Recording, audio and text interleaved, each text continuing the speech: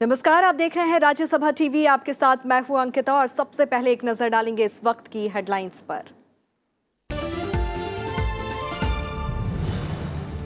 चंद्रयान 2 की ऐतिहासिक उड़ान से जुड़ी सभी तैयारियां पूरी, उल्टी गिनती जारी। श्रीहरिकोटा के सतीश धवन अंतरिक्ष केंद्र से अब से कुछ ही देर बाद दोपहर 2:43 पर होगा प्रक्षेपण।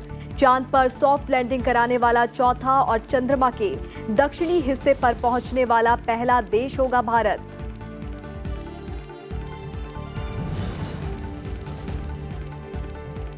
कर्नाटक और सोनभद्र मुद्दे पर गतिरोध के चलते राज्यसभा की कार्यवाही दोपहर 2 बजे तक स्थगित। सभापति की अपील के बावजूद कांग्रेस समेत विपक्षी दलों के सदस्यों ने किया विरोध। दिल्ली की पूर्व मुख्यमंत्री शीला दीक्षित को दोनों सदनों में दी गई श्रद्धांजलि। दिवंगत सांसद रामचंद्र पासवान को श्रद्धांजलि के बाद सम्मान में लोकसभा की कार्यवाही दोपहर 2 बजे तक स्थगित।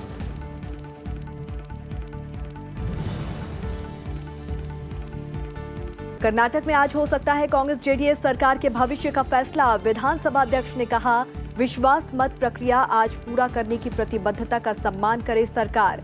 बीजेपी का भी आज ही फ्लोर टेस्ट की प्रक्रिया पूरा करने पर जोर। फ्लोर टेस्ट की मांग वाली 2 निर्दलीय विधायकों की याचिका पर तुरंत सुनवाई से सुप्रीम कोर्ट का इनकार।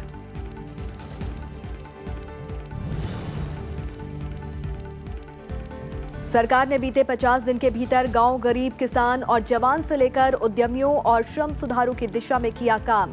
केंद्रीय मंत्री प्रकाश जावड़ेकर ने नरेंद्र मोदी सरकार के दूसरे कार्यकाल के पहले 50 दिन का पेश किया रिपोर्ट कार्ड। कहा, सरकार अपने लक्ष्य को पूरा करने के लिए हर क्षेत्र में उठा रही है कदम।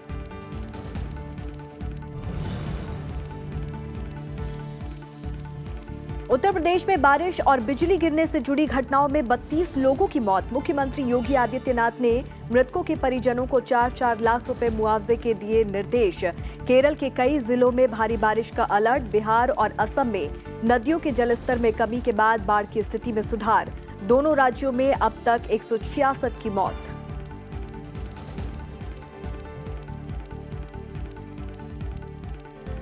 और खबरों की शुरुआत मिशन चंद्रयान 2 से जुड़ी खबरों के साथ।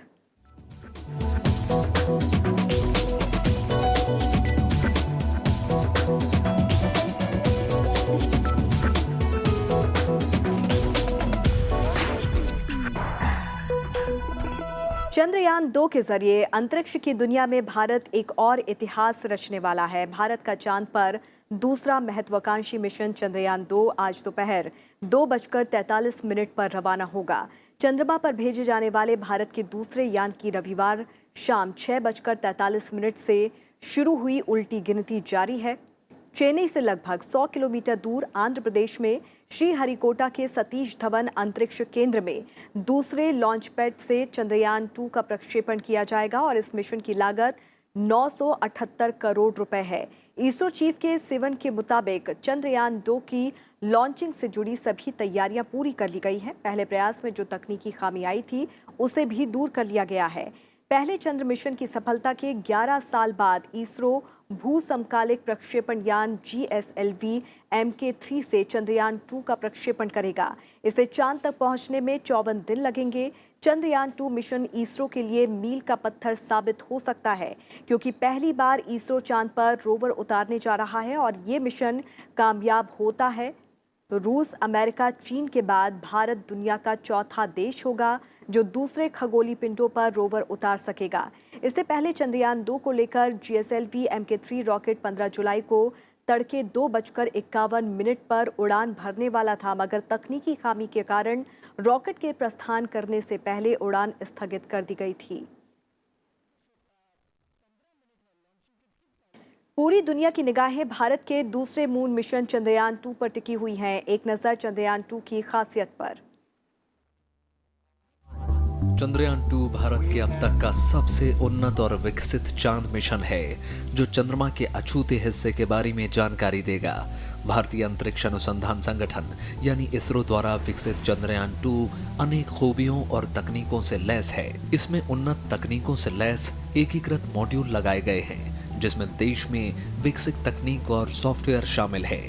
इसके साथ ही इसे इसरो के अब तक के सबसे शक्तिशाली लॉन्च वाहन GSLV Mk3 से प्रक्षेपित किया जाएगा। इसमें लगा रोवर पूर्ण रूप से स्वदेशी है। चंद्रयान 2 चंद्रमा की सतह पर सॉफ्ट लैंडिंग में सक्षम लैंडर से लैस है। इसका एल्गोरिदम पूरी तरह से भारतीय वैज्ञानिकों द्वारा विकसित किया गया है। इसके साथ ही इसमें लगा रोवर इन सीटू पेलोड की संरचना में सक्षम है। चंद्रयान 2 विक्रम लैंडर और प्रज्ञान रोवर का उपयोग करेगा, जो 2 क्रेटर्स मंजिनस सी और सिम्पेलियन एन के बीच वाले मैदान में करीब 70 दक्षिणी अक्षांश पर सफलतापूर्वक लैंडिंग का प्रयास करेगा।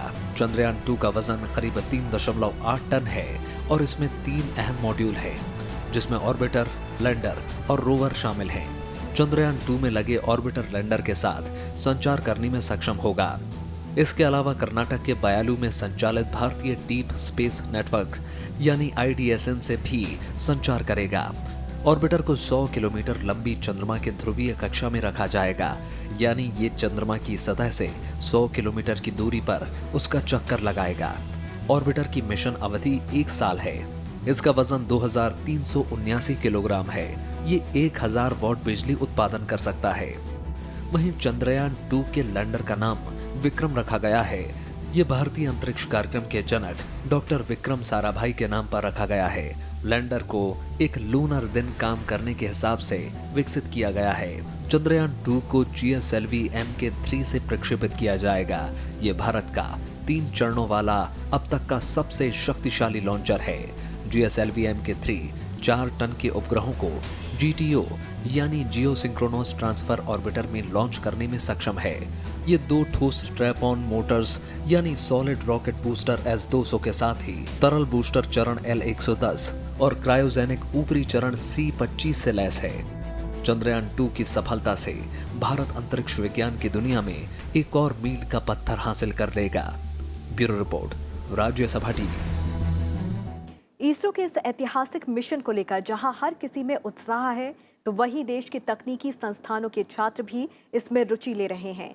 इसी कड़ी में दिल्ली के IIIT के छात्रों ने प्रोफेसर मनोहर खुशलानी के मार्गदर्शन में एनिमेशन के जरिए इस पूरे अभियान की प्रक्रिया को दर्शाया है। एक नजर एनिमेशन पर।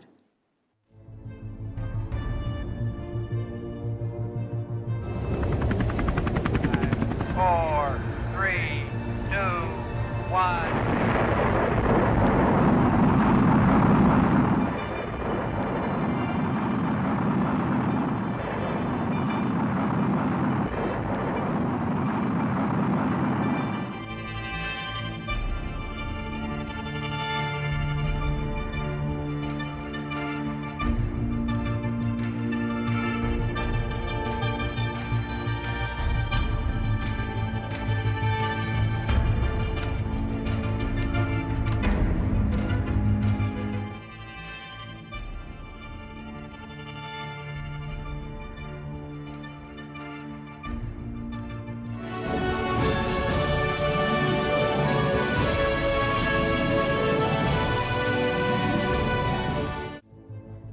तो चंद्रयान 2 की ऐतिहासिक उड़ान को लेकर हमारे साथ चर्चा के लिए जुड़ रहे हैं साइंस कम्युनिकेटर विमान बासु जी।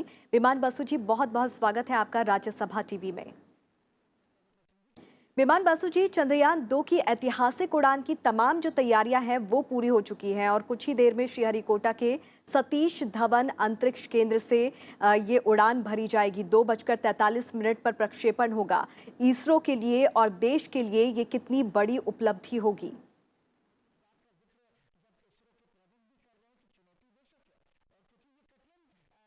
देखिए, ये जो मिशन है ये इसरो का सबसे जटिल मिशनों में से एक है। इससे पहले ऐसा मिशन इसरो ने कभी लिया नहीं था।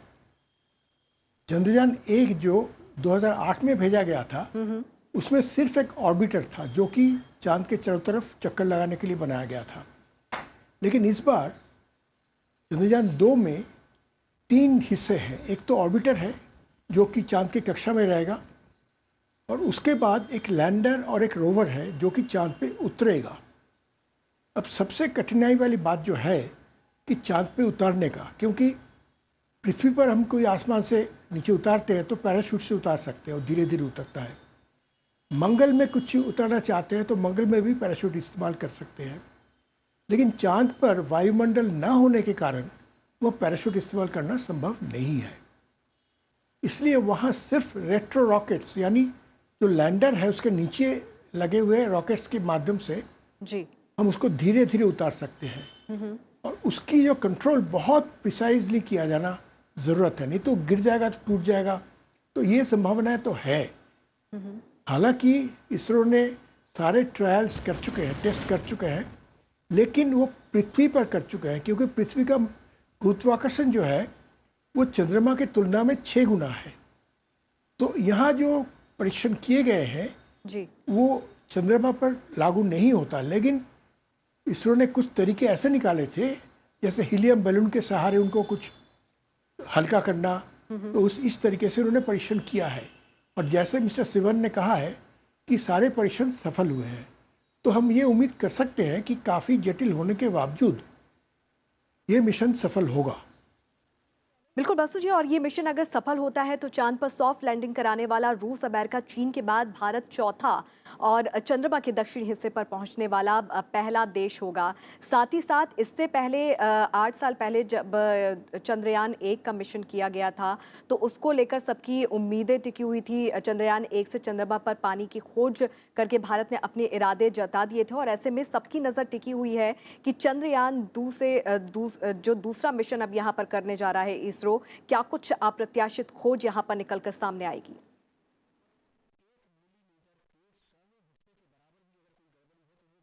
देखिए, पहली बात तो ये है कि आज तक किसी देश ने चंद्रमा के ध्रुवीय हिस्से पे कोई चंद्रयान नहीं उतारा। पहली बार इसरो ये करने जा रही है कि ध्रुवीय हिस्से पे दक्षिण ध्रुव के जो बहुत ही नज़दीक करीब 700 किलोमीटर दूर इसको उतारा जाएगा, चंद्रयान 2 को। अब इस इलाके में पहले जो जानकारी हमारे पास है कि ध्रुवीय इलाके में जो चांद के काफ़ी क्रेटर्स हैं जिसमें कि ऐसा समझा जाता है कि उसमें पानी के बर्फ मिल सकते हैं। उसके कुछ मतलब जानकारी हमें मिली है, पर कितना है, कहाँ तक फैला हुआ है, इसकी जानकारी हमारे पास अभी नहीं है। तो हो सकता है कि ये हमारे चंद्रयान वहाँ उतरने के बाद जो खोजबीन होगी, जो वहाँ खोज की जाएगी, उससे हमें कुछ नई जानकारी इसके बारे में मिल पाएगी। और क्योंकि ध्रुवीय हिस्से पे कभी कोई चंद्रयान उतारा नहीं गया था, ये हम ये उम्मीद कर सकते हैं कि कई नए जानकारी भी मिल सकती है और मिलने का उम्मीद है। तो इसरो यही कोशिश कर रही है। क्यों? पर लेकिन एक बात हमें याद रखना पड़ेगा कि आज प्रक्षेपण के बाद करीब 48 दिन हमें इंतज़ार करना पड़ेगा ये जानने के लिए कि ये जो मिशन सफल हुआ या नहीं। क्योंकि करीब 48 दिन बाद जो है ये चांद पे सॉफ्ट लैंडिंग करेगी, और सॉफ्ट लैंडिंग आज तक इसरो ने कहीं नहीं कराया। तो ये पहली बार का इनका परीक्षण होगा, लेकिन जो पिछले हमारे पास तजुर्बा है उससे हम ये कह सकते हैं कि इस बार भी ये जरूर सफल होंगे। चलिए बेमान बासु जी, बहुत बहुत शुक्रिया राज्यसभा टीवी से बातचीत के लिए। तो बस कुछ ही पलों का इंतज़ार यहाँ पर करना होगा। चंद्रयान 2 की ऐतिहासिक उड़ान की तैयारियां पूरी हो चुकी हैं। 2:43 पर प्रक्षेपण होगा। इसरो और देश के लिए ये एक बड़ी उपलब्धि के तौर पर देखा जा रहा है, और अगर इसका सफल प्रक्षेपण होता है तो चांद पर सॉफ्ट लैंडिंग करने वाला रूस, अमेरिका, चीन के बाद भारत चौथा देश होगा।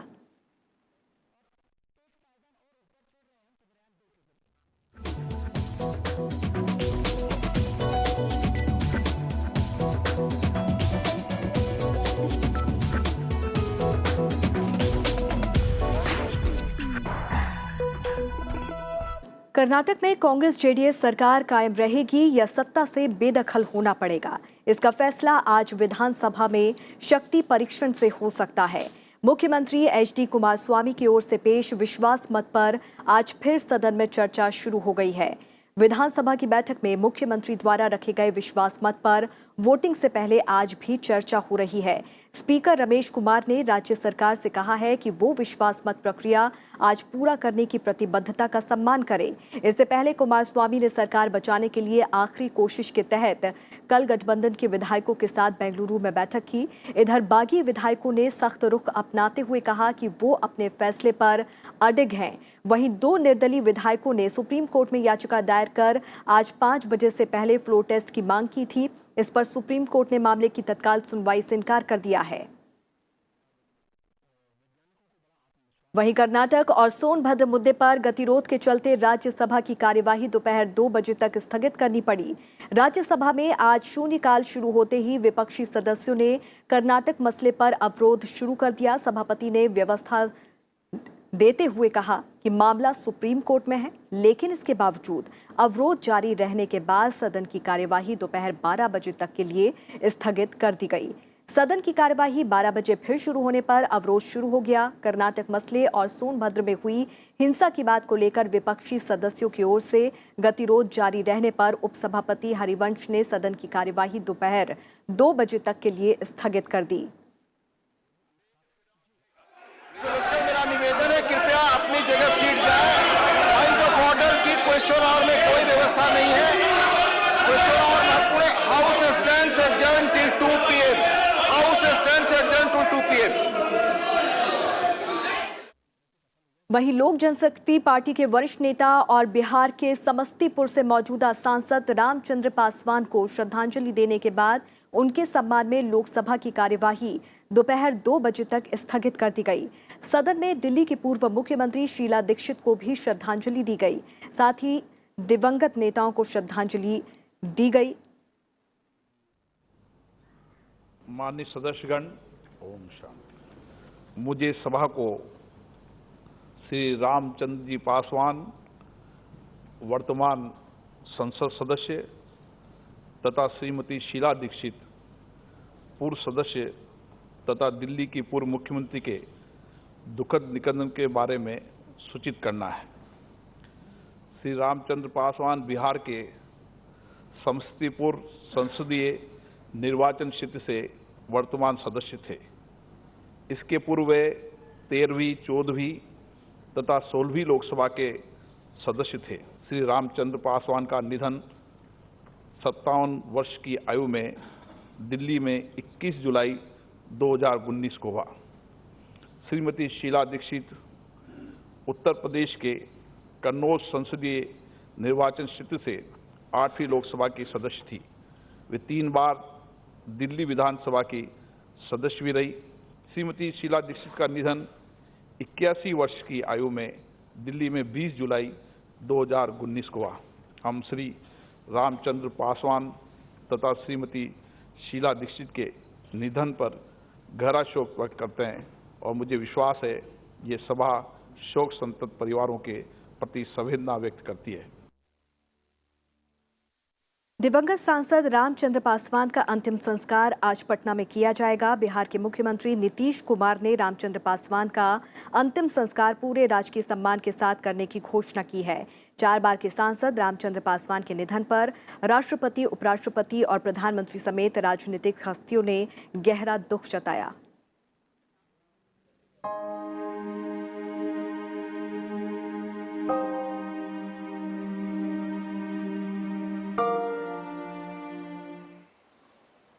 दिल्ली की पूर्व मुख्यमंत्री शीला दीक्षित को राज्यसभा में भी श्रद्धांजलि दी गई। साथ ही उनके सम्मान में सदन में कुछ पलों का मौन भी रखा गया। शीला दीक्षित को कल पंचतत्व में विलीन किया गया है। दिल्ली में यमुना किनारे स्थित निगमबोध घाट पर राजकीय सम्मान के साथ कांग्रेस की दिग्गज नेता का कल अंतिम संस्कार किया गया। I refer with profound sorrow to the passing away of Srimati Sheila Dikshit, former Chief Minister of Delhi, on the 20th of July 2019 at the age of 81 years. Born in March 1938 at Kapurthala in Punjab, Srimati Dikshit was educated at the Delhi University. Srimati Sheila Dikshit started her legislative career as a member of the Lok Sabha from the Kannauj parliamentary constituency in Uttar Pradesh. From 1984 to 89, she also served as the Minister of State for Parliamentary Affairs in the Union Council of Ministers from May 1986 to December 1989, and in the Prime Minister's office from June 1988 to December 1989. Srimati Dikshit was also a member of the Delhi Legislative Assembly for 3 consecutive terms, from 1998 to 2013, and was the longest-serving Chief Minister of Delhi for a period of 15 years. During her chief ministership, she pioneered many developmental activities, including improvement of infrastructure facilities in Delhi. She also served as the Governor of Kerala for a brief period. In the passing away of Srimati Sheila Dikshit, the country has lost a distinguished parliamentarian and an able administrator. We deeply mourn the passing away of Srimati Sheila Dikshit. I request the members to rise in their places and observe silence as a mark of respect to the memory of the departed.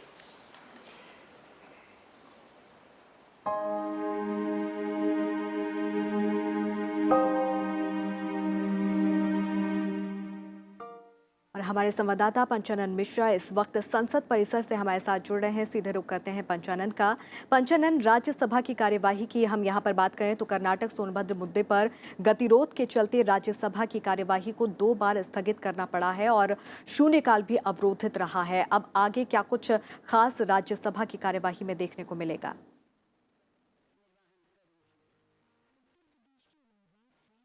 Panchanan, आज 2 बार राज्यसभा की कार्यवाही अवरोधित रही। कर्नाटक का मुद्दा छाया रहा तो वहीं सोनभद्र मुद्दे को लेकर भी गतिरोध विपक्ष की तरफ से पैदा किया गया। ऐसे में अब आगे क्या कुछ खास राज्यसभा की कार्यवाही में रहने वाला है?